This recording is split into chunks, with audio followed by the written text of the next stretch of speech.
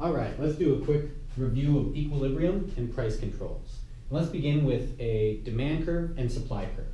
So remember, a demand curve is the one that slopes down, because as the price goes down, people want to buy more and more.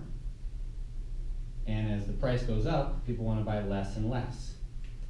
And this is different from the supply curve. The supply curve goes in the opposite direction, because as the price goes up, suppliers want to supply more and more because they get more and more profit. And if the price goes down, they want to supply less and less because they make less profit, and eventually they'll lose money, so they won't want to supply any. So this is the demand curve and the supply curve. We've seen this a lot, and now we're talking about where it intersects. And that point of intersection is the equilibrium point.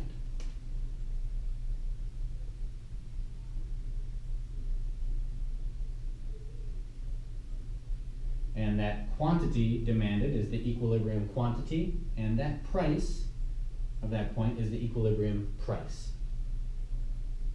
Because if we lower the price, let's say we set the price lower than the equilibrium price, we can see that the suppliers, they don't want to supply that much because the price is lower, their profits are lower. But the demanders, the consumers, they want to buy a lot because the price is lower, and they want to buy more if the price is lower.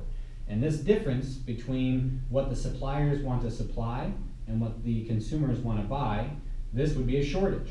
There's more people who want to buy something than there are who want to sell at that price, and anything below equilibrium is a shortage. So we would have a shortage here, a small shortage here, and a big shortage if the price is way down here, because almost no one would want to supply, but everyone would want to buy at that price.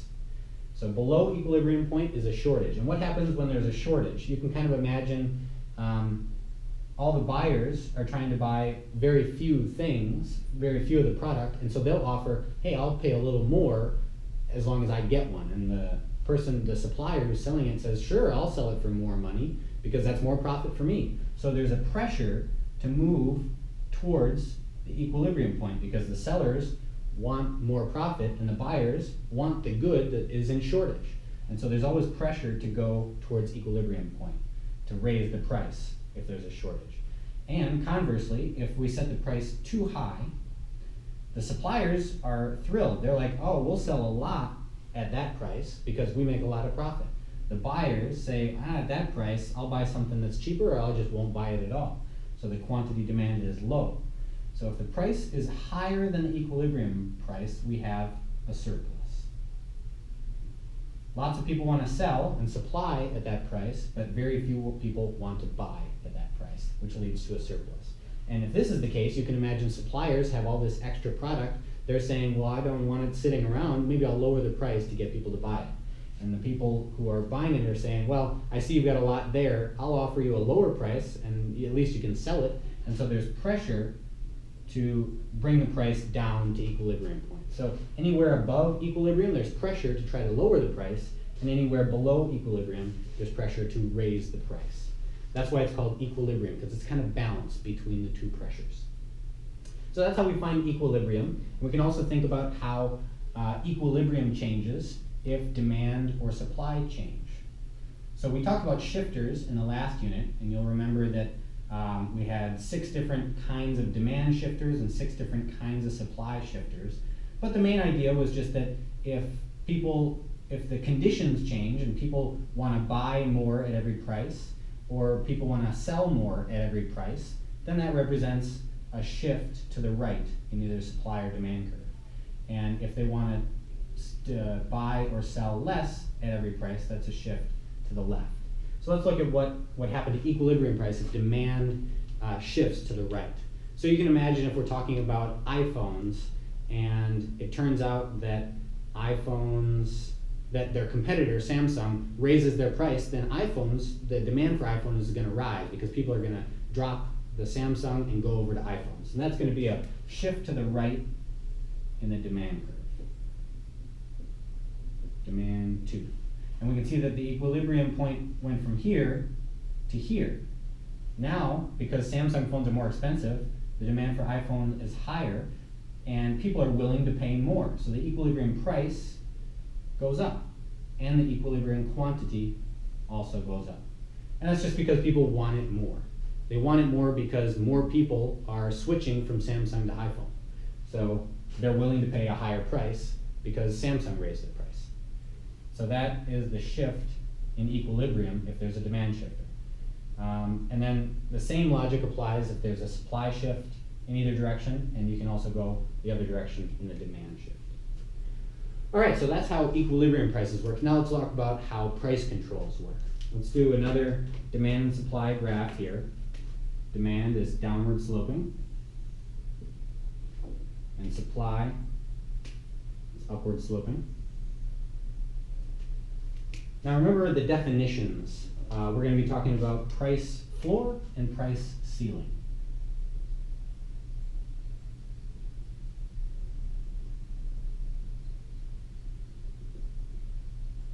A price floor is the minimum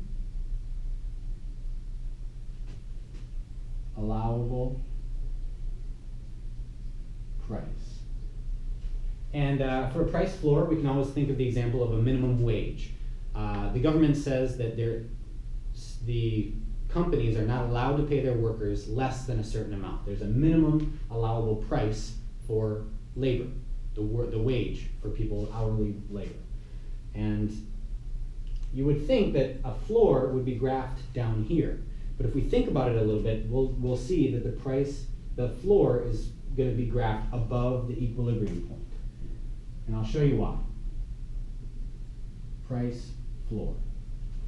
Because the price floor is a minimum allowable price, that means that you're not allowed to set the price anywhere below that price floor. This is not allowed by the government. You can set it anywhere above it. You can pay someone higher than the minimum wage, but you can't pay them less than the minimum wage. So the price is going to be set at that floor, that minimum, and you're not allowed to go any lower. But we can see that the equilibrium point is below the price floor. So there is pressure to bring the price down, because what happens is the people who demand that product, in this case, if we're talking about minimum wage, the product is actually your labor, the worker's labor. And because the price is too high, because they can't lower it anymore, the quantity demanded, the wages that they want to pay at that price, is lower than the quantity supplied. And remember, the quantity supplied is the wages that people want to work. If they're going to pay you $15 an hour, a lot of people are going to say, hey, I want to work more at $15 an hour, but the companies who are paying that are saying, well, at that price, I don't want to pay that many hours if I have to pay $15 for every hour. So very little demand, but a lot of supply. This leads to a surplus. Price floors lead to surpluses because the price is too high, because the minimum is not allowed to go, you're not allowed to go below the minimum. So the price gets set above the equilibrium point, and there ends up being a surplus. So a floor is always graphed above the equilibrium point because that's the minimum allowed. You can't go any lower. Let's look at what a price ceiling looks at. And just like the price floor ends up being graphed above the equilibrium point, the price ceiling is going to be graphed below. So we've got demand, we have supply. A price ceiling, as most of you remember, is the maximum allowable price for a product. And the one that we talked about as an example for the price ceiling is rent control, where the government said that you're not allowed to charge any higher of a price. You have to keep the price low. And that's why you actually graph it below equilibrium point. It's a price ceiling, but it's graphed below the equilibrium point because people are not allowed to charge higher prices. This is the maximum allowed price. And it's below equilibrium, so what happens is it's cheap. People want to buy apartments, want to rent apartments at that price because that's a good deal. They're not allowed to raise the price. But people who are supplying apartments, they're saying, well, I don't want to build new apartments, I don't want to rent more units if I only make this much money, and I'm not allowed to raise the price because a price ceiling. And what happens when a lot of people want to buy something and not many people want to supply it? That is a shortage.